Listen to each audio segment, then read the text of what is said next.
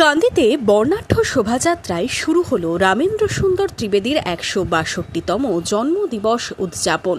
৫ই ভাদ্র রবিবার সকালে জেমো রাজবাটিতে রামেন্দ্র সুন্দর ত্রিবেদীর সুতিকা গৃহে প্রতিকৃতিতে মাল্যদান করা হয়। সেখান থেকে শুরু হয় রামেন্দ্র সুন্দর ত্রিবেদীর স্মরণে বর্ণাঢ্য শোভাযাত্রা। ছিল রনপা থেকে স্কুলের শিশুদের ব্যান্ড। শোভাযাত্রায় পা মেলান বিদ্যুৎ দপ্তরের প্রতিমন্ত্রী কান্দির বিধায়িকা গার্গী দাস ঘোষ, কান্দির মহকুমা শাসক মধুশ্রী। শোভাযাত্রা শেষে কান্দি রাজ হাইস্কুলে রামেন্দ্র সুন্দর ত্রিবেদীর আবক্ষ মূর্তিতে জানানো হয় শ্রদ্ধা। এসডিও অফিস চত্বরে আচার্য রামেন্দ্র সুন্দর ত্রিবেদীর মূর্তিতে শ্রদ্ধা জানানো হয়।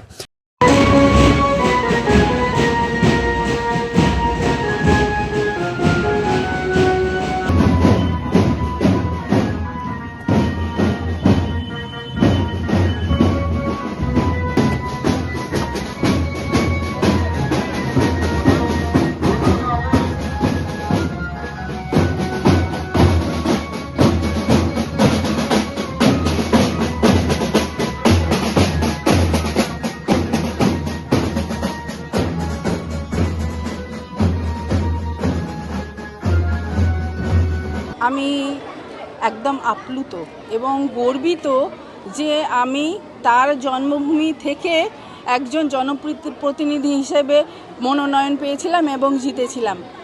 এইটা আমার কাছে খুবই গর্বের বিষয়। আর আজকের দিনে উনি জন্মগ্রহণ করেছিলেন, এই দিনটাকে সারা জীবন কাঁদির মানুষ কেন সকলে যাতে মনে রাখুক সেই ব্যাপারে আমার সচেষ্টতা থাকবে। এবং বিগত দিনে ওনার জন্মদিনটা এইভাবে কেন পালন হয়নি এটাও আমার কাছে একটা প্রশ্নও থাকবে সকলের কাছে। উচিত ছিল যিনি কাঁদির মানুষের জন্য এবং কাঁদির শুধু নয় সারা পশ্চিমবঙ্গের জন্য যার অবদান আমরা কোনো দিন ভুলতে পারবো না, এই মানুষটির জন্মদিনটা এর আগে পালন করা উচিত ছিল সকলের। যেটা আগে হতো, মাঝখানে কেন বন্ধ হয়ে গেছিল সেটা আপনারা জানেন, আপনারা বলতে পারবেন। কিন্তু আগামী দিনেও যাতে এই দিনটাকে খুব ভালোভাবে প্রতিপালন করা হয় এবং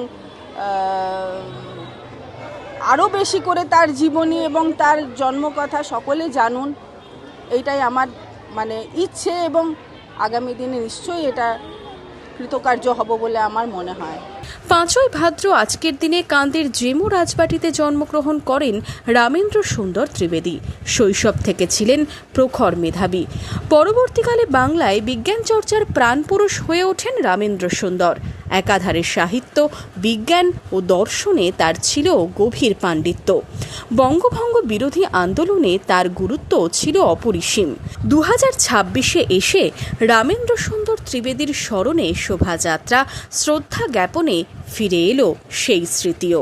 bureau report, imagine community media.